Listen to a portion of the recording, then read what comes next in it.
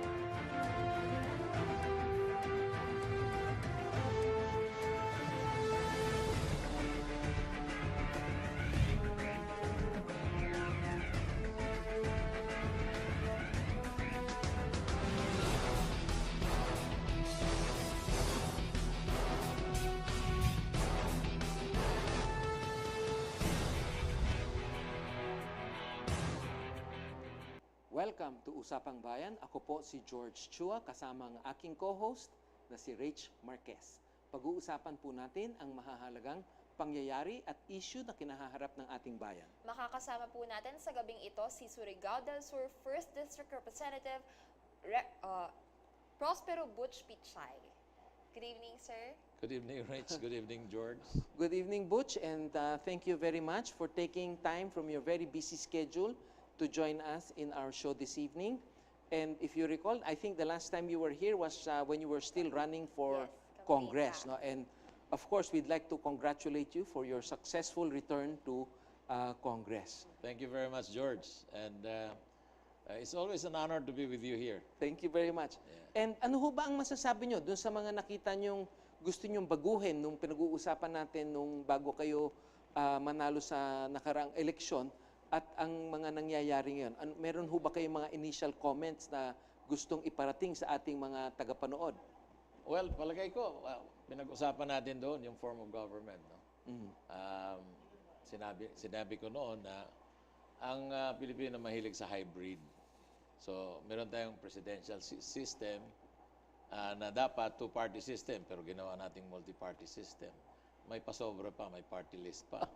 So, sabi ko nga, if it is a multi-party system, then it should be a parliamentary system, no?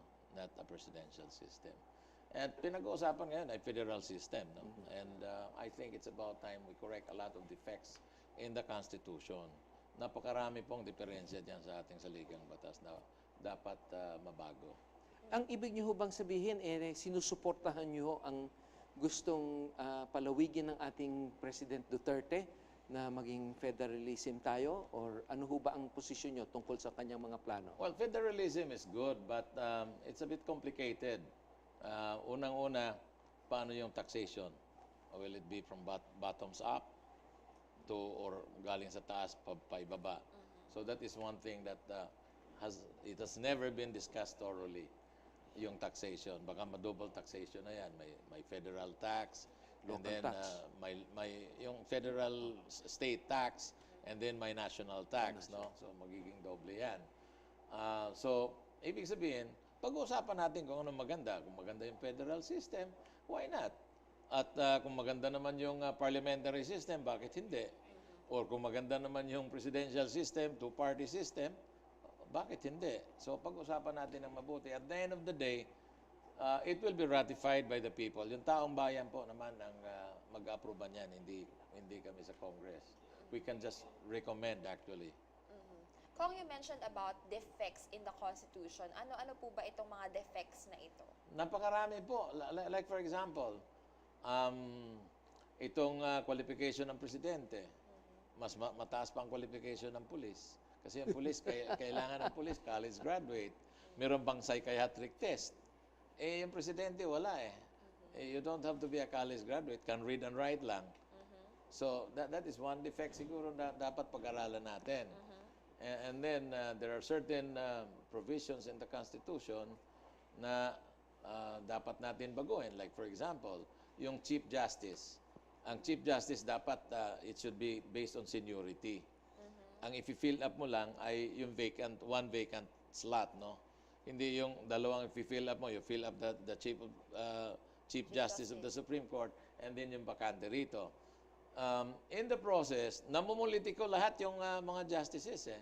Pero kung may seniority yan, once appointed, then they will not play politics anymore.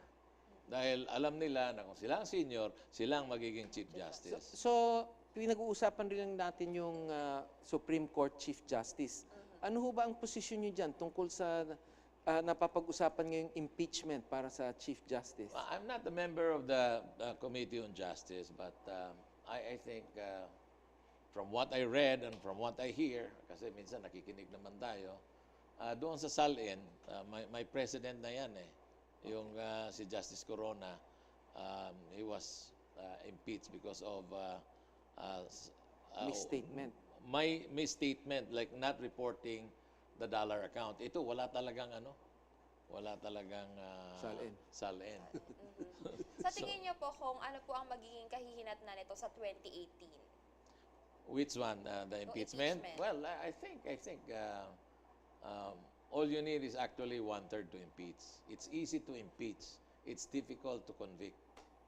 So, as far as impeachment is concerned, sabi ko nga, doon sa isang issue lang sa SALN, there is already a strong basis for an impeachment. Ano pa ho ba yung mga ibang government officials na dati ngayon being subjected to impeachment sa Congress? Well, yung former chairman ng COMELEC, si Andy Bautista, tapos na yon. And he has already resigned, so there is no need to proceed with the hearing. Dahil tapos na yan. I don't know kung sino pang sunod na impeach natin. I'm not really aware. Ay, yung kaso ho ba ng presidente, is that going to be, well, hindi naman ho impeachment yun. Parang, finailan lang ng case, hindi ho ba? Si President Aquino? No, he's no longer the president, so he's no longer... Finailan lang ng case. You can file now a case against him. Paano ho ba yung sinasabi ni President Duterte naman na gusto niya rin ipa-impeach yung ating ombudsman? Well, mayroong mga, I think yung VACC, they want her impeached, but walang endorser eh. Walang endorser sa ngayon. I don't know, maybe next year, there will be a lot of congressmen who will actually endorse the impeachment case against her. But why don't you just let her finish her term? Hindi ho malapit na matapos ang term niya? July, yes, July. So baka sa proseso pa lamang, maunahan pa yung... Totoo yan. January, that's probably 6 more months. So, mas maigi pa siguro na pabayaan na lang. Kung isa po sa mga landmark bills na naipasa ngayong taon ay ang train bill, sa tingin niyo po paano nito maaapektuhan ang ating ekonomiya sa darating na taon? Alam mo, pag taxation ang pag-uusapan, talagang burden yan, no? Burden yan. That's why when you're burdened, you say, it's very taxing. Dahil ang taxation is hindi naman talaga but a burden. But it's a necessary burden. Bakit? Dahil these are the funds, source of funds that will finance the infrastructure and other programs. Yung Alam build. Yung ating presidente, talagang nagpahayag na kailangan build, and build. And then not only that, tingnan mo naman, libre yung tuition. And in his zona, ang sabi ni presidente, gusto ko nga, libre rin yung ospital. I remember, I think, he said that in a jest, no? Sabi niya na, kung ma-hospital kayo at siningil kayo, sabihin niyo, i-charge kay Digong, kay Presidente Digong. But I think he's serious about that, na if we have more funds, then we should really help the poor at dapat libre yung hospitalization. Kahit wag na yung mayayaman at may kaya. Pero yung mahihirap, dapat libre talaga ang hospitalization. Pero kung hindi po ba parang ma-offset lang ito kasi babawasan nga po yung tax doon sa salaries pero tataas naman po yung mga taxes sa mga commodities. Konti lang yan? Konti lang yan. I think it's only around 19 billion. Pero the revenue that will be derived from the train is around 90 billion. So yan, talagang tawag niyan tax reform bill dahil gusto matulungan yung mahihirap, yung may sweldo na 250,000 a year below ay talagang exempted sila from income tax. Paano naman ho yung walang trabaho? Dahil kasi makikinabang yung may mga trabaho na sumisweldo, pero yung mga paano ho makikinabang yung mga walang trabaho ngayon? Dahil kasi wala na silang sweldo, tataas pa ang gastusin nila. Talagang kung tamad ka, malas ka. I mean, you don't reward somebody who is lazy. Okay. Hindi, but meron nga tayong cash transfer. Conditional cash That transfer po. conditional cash transfer, parang we are just encouraging people to be lazy. I'm for one, I'm not really In favor of the in favor conditional of that, cash yeah. transfer. Kasi yung pera na yon, kung ilalagay mo na lang sa state universities, ilalagay mo sa ospital, o libre livelihood ospital, programs. libre ang pag-aaral, livelihood programs, napakalaki yun. Napakalaki nun. I remember when Tagualo was still the secretary, sabi ko, the president won because of the promise of change. Then I asked her, point blank, show me change in the budget. She couldn't show me any change in the budget. Sabi ko nga, alam mo, even the Bible said, do not give them fish. Teach them how to fish. Correct. Tayo, we are giving Tama ho fish. We are not teaching them how to fish. Not we are supposed to be modern times. Tama ho kayo doon. Tama ho kayo doon. Since na-mention po ni Sir George yung trabaho, Sir, alam ko po na meron mga pending bills ngayon sa job mismatch, regarding job mismatch. Ano po, magiging priority po ba ito ng 18th Congress? I don't think you can legislate jobs. Itong build, and build, Bills that will on definitely job mismatch. generate jobs. So, when there is a lot of government spending, then it will generate jobs. Talagang, like for example, okay, yung cash transfer, the 76 billion, yan, talagang mapupunta yan sa consumer spending. Di ba? So, bibili ka ng mga commodities, dadami yung trabaho dahil maraming factories ngayon mag-hire ng mga bagong manggagawa dahil the demand is big. So, in a way, kahit sabihin na natin na yung cash transfer na yon ay talagang dole out, but it helps the economy. Yung mga consumer goods will definitely have a market. Yung conditional cash transfer ho, paano ho natin nasisigurado na sa tamang mga pamilya na pupunta yan? Yung hindi yung mga ghost families or yung mga hindi naman qualified na beyond the poverty threshold ay nabibigyan. Talagang mahirap i-trace yan. Kasi napakadami po, 76 billion or I think napakalaki po niyan. Mahirap yan, but definitely gagastusin din yan ng mga tao. It will still help the economy. I don't know how many % of GDP, pero talagang nakakatulong po yan.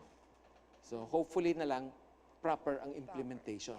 Hopefully proper, but you know, the best thing is actually like, ano bang purpose ng cash transfer? Para papaaral mo yung anak mo. Hindi ilibre na lang natin yung ano. Tama ho kayo dyan. Di ba? Edukasyon. Then you hire more teachers.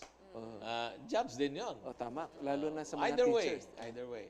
Okay. So we'll need to have a station break. Sa amin pong pagbabalik, makakasama pa rin natin si Congressman Butch Pichay. Please stay tuned.